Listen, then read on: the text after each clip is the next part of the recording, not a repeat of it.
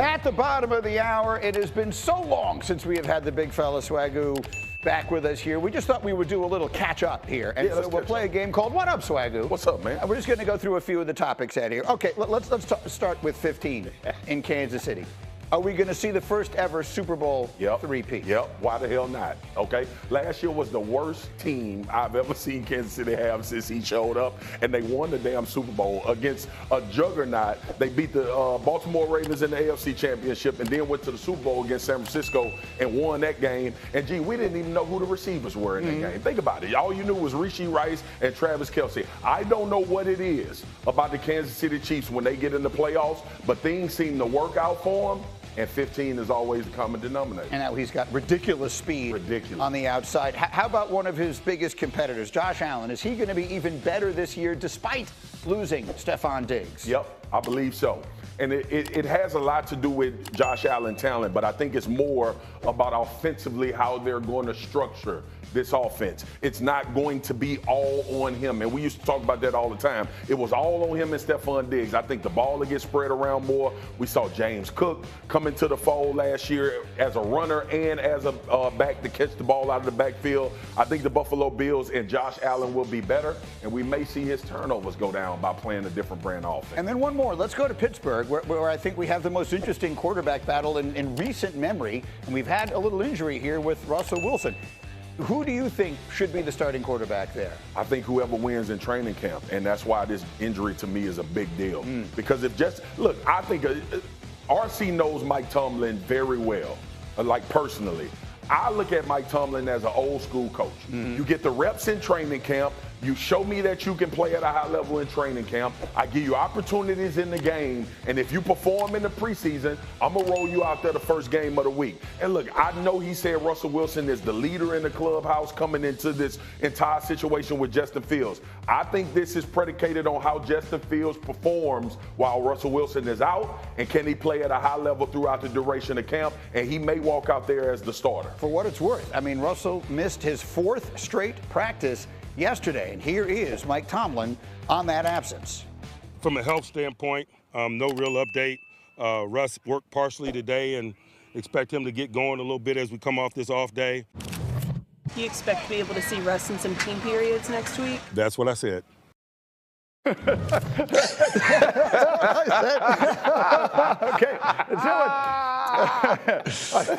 I've said it before, and I'll say it again. No one says words better than Mike Tomlin does. He is the best speaker of words in the English language. So, RC, again, interpret those words for us. What 4 straight practices for Russell? I'm not sure what we're hearing about how Fields has looked so far.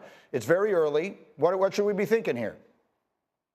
Well, in the offseason, I know Russell did have a slight lead. As things in the playbook started to get a little heavy, there was a little more consistency from Russell Wilson. But now in this space, Justin Fields is getting an opportunity to show his explosivity. We've seen clips from practice where he's scrambling around, getting the football out of his hands. We saw the deep ball down the sideline. And if I'm a Pittsburgh Steelers fan, if I'm an executive, if I'm Mike Tomlin, I want Justin Fields to win this job. And it just all depends on what sort of marriage you want to have. Maybe you want the safe guy, right? Maybe you want the guy that has the 9 and 5. He has a great job. He shows up every day at home. He's never going to cheat on you. No women want him. And so this is a dude that you know is going to show up every day. You're going to live an average life, and you're going to be safe, right? You're going to be able to raise your grandkids. But there are some women that like to live on the edge, right? Some of these women, they want the pretty boy. They want the guy that's an entrepreneur. So you can go everywhere from Will Smith on Pursuit of Happiness to being Steve Jobs. And he's going to take you on these tremendous trips. And you might not be able to pay for the trip, but you're going to at least be there. That's Justin Fields. There's no quarterback. The only 2 quarterbacks, or only 2 teams that produce more explosive plays than Justin Fields while he was in Chicago was Lamar Jackson and Brock Purdy. He is that dynamic, and you may get some ups and downs with it, but you will get an opportunity to be above average, to be better than 9 and 8 if he plays at the top of his potential, and that's what he needs to show them right now. Dominique, what do you make of all that? Oh, it's fun, but I like the idea of going after the entrepreneur who got a great idea, is in the garage cooking something up. He might burn your house down, but he also might hit it big. That seems like a lot more fun ride to me. But I think given what I know about the Steelers and their history, they want to keep it safe. They want the guy that's going to go the 9 to 5 with a 30-minute break, eat his bologna sandwich, and come right on home and get up the next morning and do the same thing. Play good defense and run the ball. Yeah, that bologna. They're going to eat that bologna. It's cheap. Let the record show, Kevin, as I give it to you here, that the person who, in this analogy, no women want, is married to one of the most famous pop stars in the entire world. We all understand that. 100%. But that obviously isn't the point. The safe guy. Yeah, exactly. It isn't the point that you're making. I fully understand that, but it does seem worth saying out loud. So how do you see this battle? So first of all, I think the conversation is a little bit off the past couple months because I think because of the big names, we're confusing this with a glamorous competition. It's not. This is a franchise that is trying to paper over a failed first-round pick and got basically two guys the league said they didn't want. And I think that's important context here. That means that there isn't that much difference between these two guys. This isn't like some stud guy, quarterback not getting the reps and it's no problem because he can come win the job if he was healthy in noon on the 1st September. That's not this.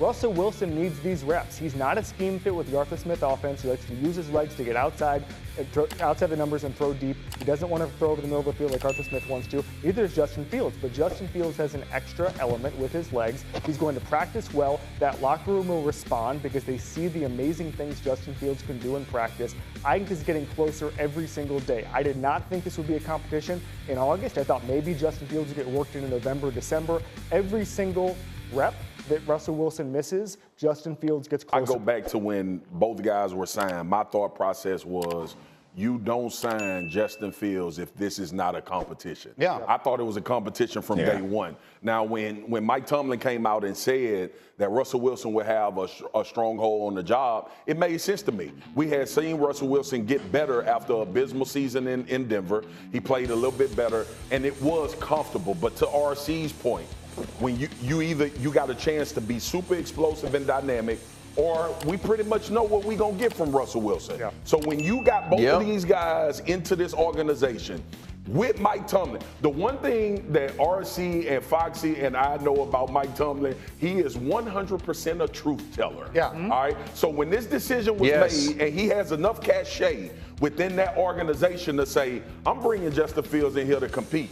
Even with the comment about Russell Wilson being the guy that he would have as a leader in the clubhouse. But to me, this was a competition from the start. Because if you go get Russell Wilson, and I know it didn't cost you a lot of money, but you also go get a quarterback that if he performs well, you have to pay going forward. That, to me, didn't seem like you were trying to usher in a Justin Fields under the tutelage of Russell Wilson. RC, what I'm about to say is something I obviously do not know, but I think, and I will always believe, that if the Steelers had known at the very beginning of this process that they could get Justin Fields for a 6th-round pick, I don't know that Russell Wilson would have been there in the first place. That was at a moment in time when we were all talking about, oh, is Fields going to go for a 2? Is he going to go for a 1? And the Steelers jumped on an easy option, and it worked out fine, and they probably said, they told him, you're going to be our starter here, and so they're honoring that. And that's all cool because Tomlin's an honorable guy. But at the end of the day, if this is a real quarterback competition, everything I see points in the other direction. Yeah, I mean, but that's the hard part, right? We don't get to watch it every single day. We don't get to see Russell Wilson operate within that building, Russell Wilson operate on that field as a leader and a quarterback. I get what we've seen game time, but if you watch professional quarterbacks, good professional quarterbacks at practice, none of them are bad, right? You're not going to see a guy who's a good starter really be terrible in the offseason. You don't get to see that. And so I think this is where Justin Fields has to make his hay. This is where Justin Fields has to close the gap. And now with Russell Wilson not being at practice, we're getting to see some of the explosivity, some of the dynamic plays he can make with both his legs and his arms. And that stuff is tantalizing. And so if you are Arthur Smith, the offensive coordinator, if you are Mike Tomlin, if I'm Minkah Fitzpatrick on that defense, I'm telling Coach Tomlin, let us go win. Let's go make some big plays. And if we have to punt it, and if we don't score, let TJ Watt, this future Hall of Famer, Minka Fitzpatrick, this future Hall of Famer, Joey Porter Jr., who's an absolute baller, let us go make some stops, Coach. We don't want to be average. So give us a chance to be special, and I think Justin Fields does that. That's the direction it's all going to go. One more thing I want you to see. RC, no one loves movie references more than you do. Well, Tua Tagovailoa had a good one. He celebrated his new $212 million contract by doing his best impression of Jerry Maguire.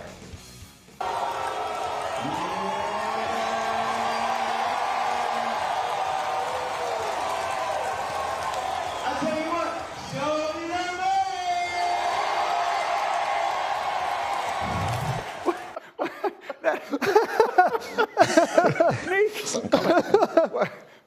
What? I mean, it was just, I'm happy for him, but I mean, he should have tested some lines out before. Like, why did those people want to care about how much money he got? Like, I he should totally say, agree. I'm a Dolphin forever. Something like that would have been the right thing to say, but whatever. As long as he don't throw no interception, it'll be fine. There were so many lines from that movie that might have better fit that moment. You know, like you had me at hello might have been better. I mean, the moment was doo-doo. He wasn't asking. He wasn't asking to show him the money. It was He was saying horrible. they showed me the money.